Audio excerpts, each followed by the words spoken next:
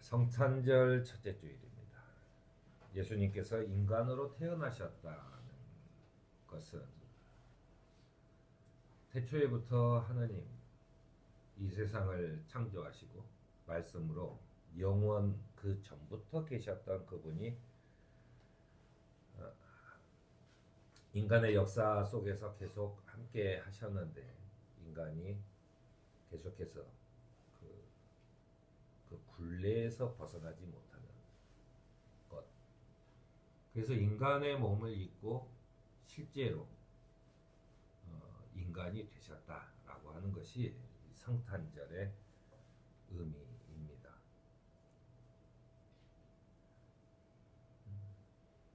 결국 인간의 역사에서 가장 중요한 것은 인간의 그 긴 역사의 중심에 예수 그리스도가 오셨다라고 하는 거죠. 그게 가장 중요한 일입니다.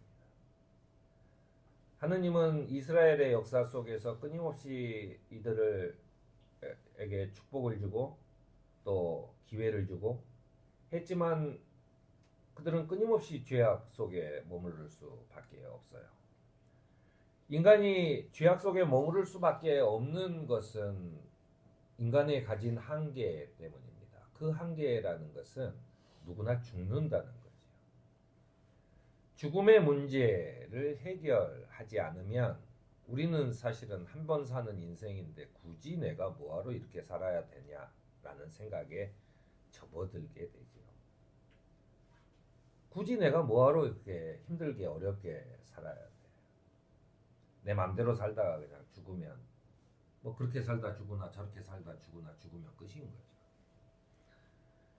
그렇기 때문에 인간의 가장 큰 문제는 죽음에 있다는 것입니다.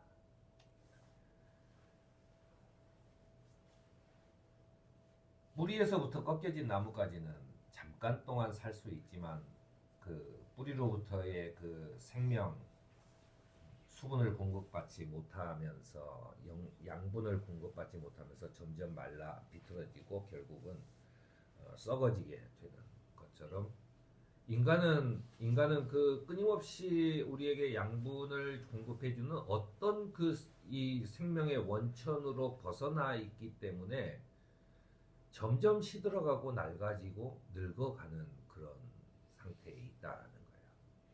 그래서 진정으로 끊임없이 솟아나는 샘이 되시는 하느님 옆에 있어야 되는 거죠. 그래서 그는 푸른 초장에 그 물을 대시는 그분 옆에서 있어야 시냇물가에 심은 나무가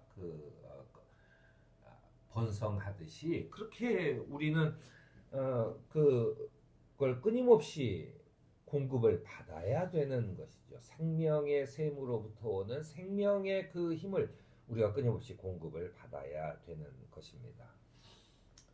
시편은 우리에게 복이 있는 사람은 오로지 주님의 율법을 묵상하며 밤낮으로 그 율법을 즐거워하는 사람이다라고 이야기하고 있습니다. 그리스도 이전에는 모세의 율법이었지만 율법을 완성하러 오신 주님은 우리에게 새로운 율법을 주셨어요. 그것은 예전에 그저 우리가 그냥 주님의 축복을 갖고 그냥 좋아서 있다가 또 조금 흐트러지면 또 죄를 짓고 다시 또 벌을 받고 노예가 되고 이런 세상에서 이제는 달라졌다라고 하는 거죠.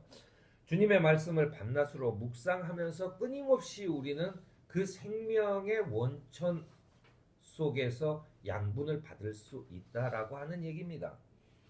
그래서 오늘 성경이 증언하는 이야기를 통해 주님의 말씀을 밤낮으로 묵상하는 것 이런 거죠. 그런 주님의 말씀을 밤낮으로 묵상하는 사람은 시냇물가에 심은 나무가 철저히 열매를 맺으며 그 잎이 시들지 아니함 같으니 하는 일마다 잘 될 것이라고 하는 얘기입니다. 우리는 그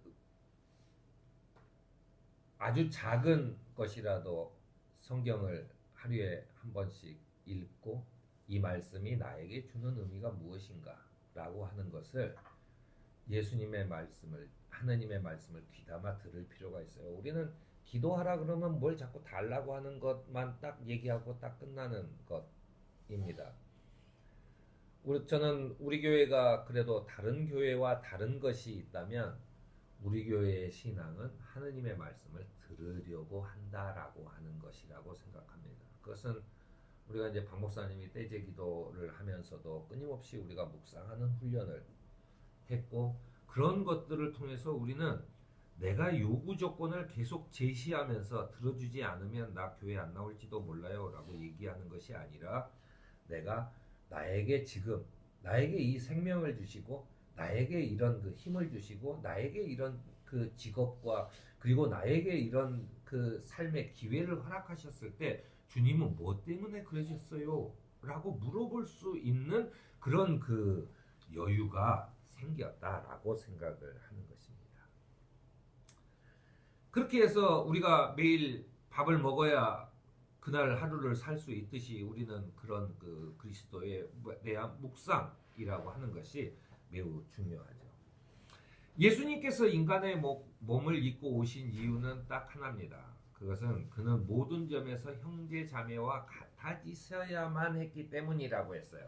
왜냐하면 그것은 내가 저 높은 데 계셔서 거기에서 내가 무언가를 그 관장하고 그리고 무언가를 지시하고 그리고 무언가를 내가 너희에게 주는 대로 다녀라고 하듯이 마치 사람을 하느님의 애완동물처럼 그렇게 그 잘 키워주면 좋지 않겠냐?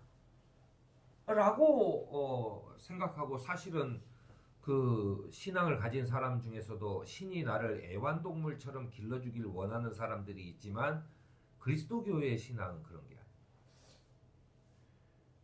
하느님이 직접 우리 처지로와 같이 되셔서 칼에 찔리면 피가 나고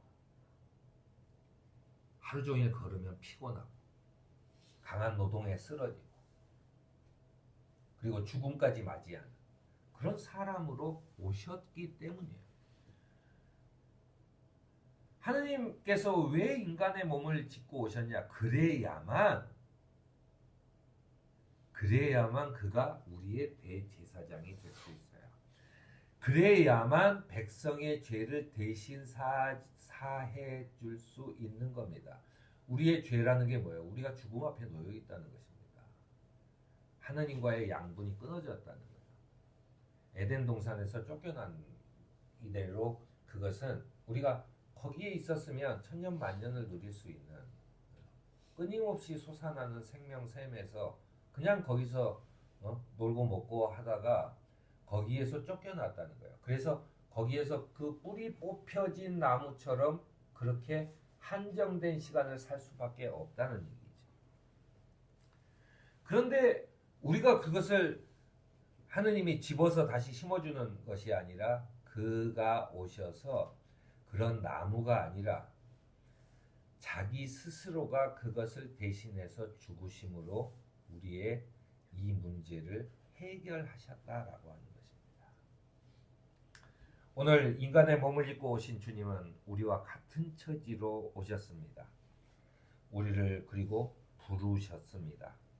우리가 언제나 우리를 부르신 주님의 말씀을 묵상하면서 왜 주님이 나를 불렀는가?